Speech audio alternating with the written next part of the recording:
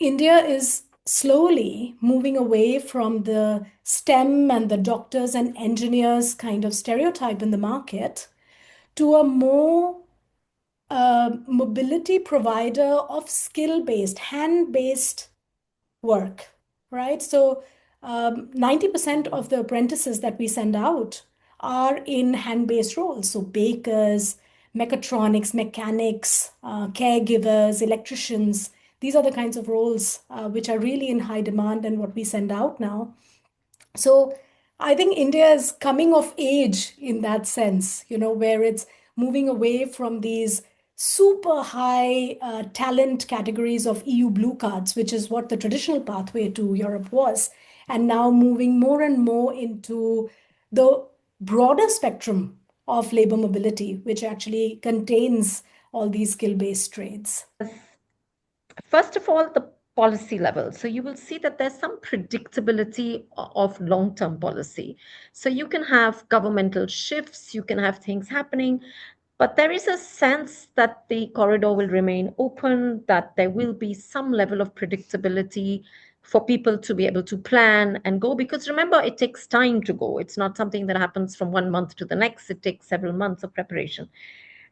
But then if you look at things that the level of information that has come in, there's been a spate of agents who've got involved. New players have come in. Also, just institutional structures, language learning structures. I think, and so many interactions between employers coming, and even just the diaspora getting involved. So I think there's been a lot that says that, okay, this is picking up and this looks like things are coming into place and moving along.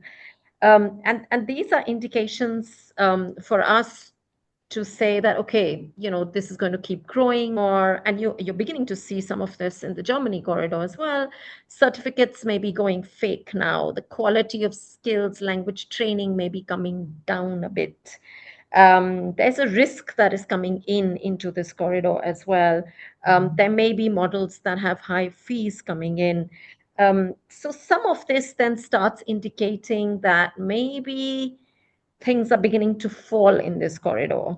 And somebody needs to be looking at some of these angles as well. The journey does not end with movement.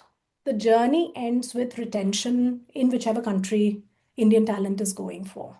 So we ruthlessly track how long are they staying with the employers? Why are they leaving if they're leaving? Why are they getting fired if they're getting fired?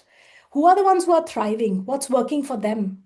And then bringing that data back to the start of the value chain to see what are the kinds of people we are then mobilizing. At the end of the day, everything that makes this whole journey successful, the foundation of all that is trust, right? So at the end of the day, if a candidate trusts that they're working with an agency that's going to support them in a fair manner, if they're working for an employer that they trust is going to treat them well, then you've got a candidate that's in the right space. And what we see from a technology perspective and where the credential comes in here is at least the starting point of that journey is being able to see information that you can build a layer of trust on as a starting point in that journey, whether that is a language certification, which should come or could come from a good institute, for example. Yeah, it's one, a brand, but two is an authentic certificate that you can at least get a trust point to say, okay, this is a starting point where I can embark on a journey. And it goes with qualifications too, whether that is a university certificate, whether that is